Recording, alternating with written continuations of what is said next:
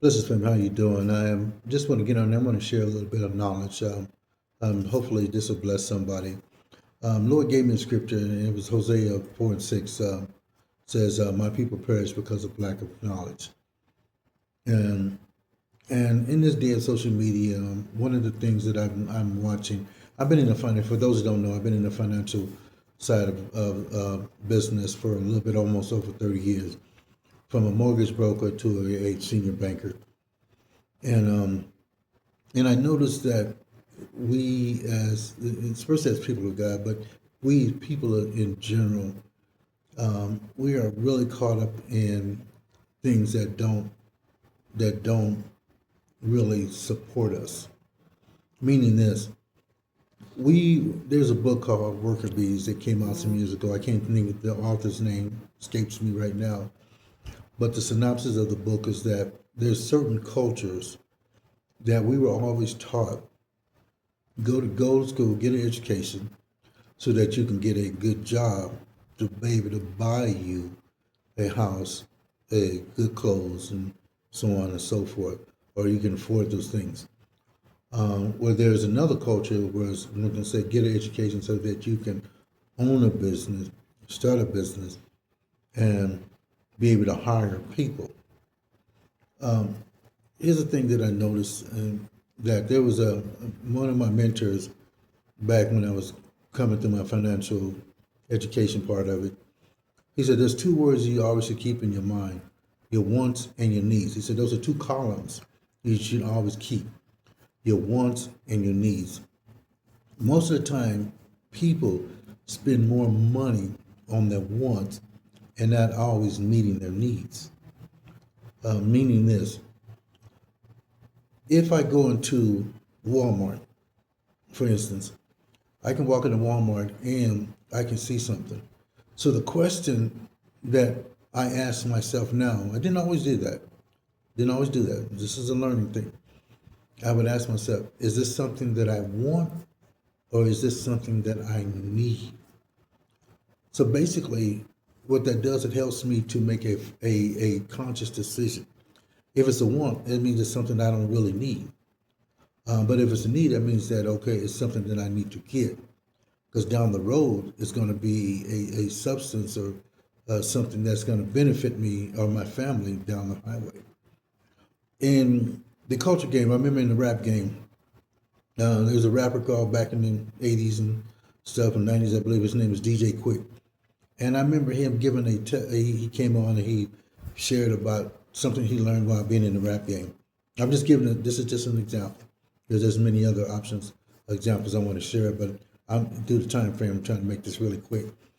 He said that when he got into the rap game, he was making records, man, hand over fist. He making money. The record companies gave him the fancy cars. He had all the jewelries. He had the homes and stuff.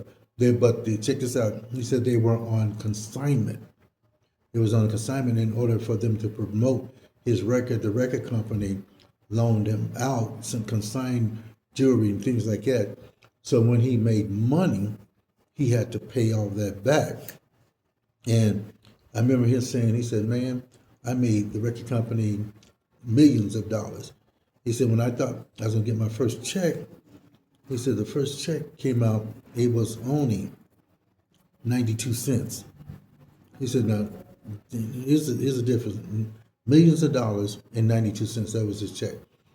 He said he went to the record company and the record company told him, hey, we had to pay for that car, that expensive car. We had to pay for all that jewelry that you had to pay for all those trips that you was taking. We pay for that and you have to pay it. We have to regain our costs. And man, it hit me, you know.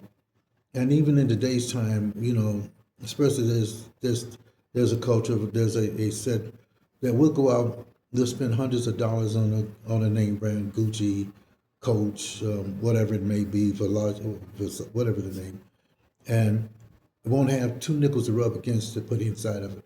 But the thing is, we want to look the part and not be able to afford the part. So what I've learned is this, and now hopefully that somebody get this.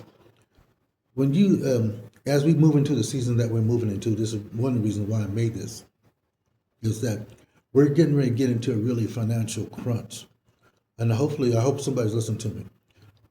Take time, instead of you going out and spending your money on things that's not going to benefit you, that is just more of a want, not a need. How many of you can say, go back and review yourself?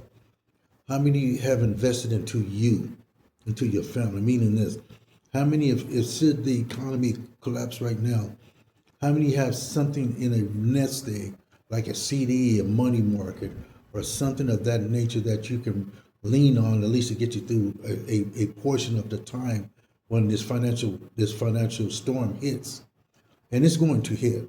It's going to hit. How many of you can say that you can afford to make a car payment? But here's the thing, y'all. I'm just going to end with this, especially for people of God, and I'm just going to say this, people of God. Man, we need to invest into ourselves. Well, I was always telling, when you go to work, the first person you pay besides the Lord Himself is pay you. Pay you. Pay you. And what I mean by pay you, invest in a CD, invest in a money market, invest in something that's liquid that can pay. CDs, you can have a CD. You know that you can borrow against your CD in case you need money and still not. 401ks, I know everybody talks about a 401k, but 401ks, I remember what was this Bernie, I can't think back in the 90s, people had 401ks and they lost their whole 401k. You're gone. Don't put all your money in one nest egg. Diversify your banking accounts. Have banking accounts in different areas so that you never, in case, especially with the scams and all the things going on, if one account get hit, they only can hit that one account. Diversify your funds. Diversify to where you have access to different funds, no matter how big and small it is. In other words, don't be caught off guard because of lack of knowledge. I know a lot of times we as preachers, we get on here, we're talking about this, that, and the other. The Lord has given me a sermon. I'm going to be talking about trying to educate people, trying to get prepared for the season that is about to hit us. There's a financial season that's about to hit. A lot of people don't even know the government has already spending. It's been established, I think, back in 2022 or 23. There's two things that the government has put together. One is called digital coin. It's almost like Bitcoin or something like that. The other one is called FedNow. FedNow, quickly, I'm going to try to make this quick. FedNow is like Zelle. As soon as they find a way to get rid of Zelle, you're going to see FedNow works. FedNow works like Zelle. You can look it up. You can Google it. So you can see this. That I'm giving you some education here. FedNow, it works like this. If I can send you some money. Instead of like with Zelle, the money goes directly from me to you. With FedNow, I will send some money. It will go to the government, the federal government. Federal government will review it, see how much you're sending, then it will send it to you. So this is another way that they can tax and keep track of what you're sending. Anyway, I hope this, I'm going to get off here. I went longer than I intended to be. Hey, do this thing. Try this. Get your piece of paper. Write down your want column. Write down your needs. Write down everything that you want, and then write down everything that you need. If your want column is longer than your need column, you're going to have financial issues. If you're having financial issues now, your want column is really long than your need column. So it's a good thing to be able to train yourself to walk in. Do I want this or do I just need this? All right, God bless you. God keep you. I hope something I say will help somebody out there. Be prepared because a storm is coming.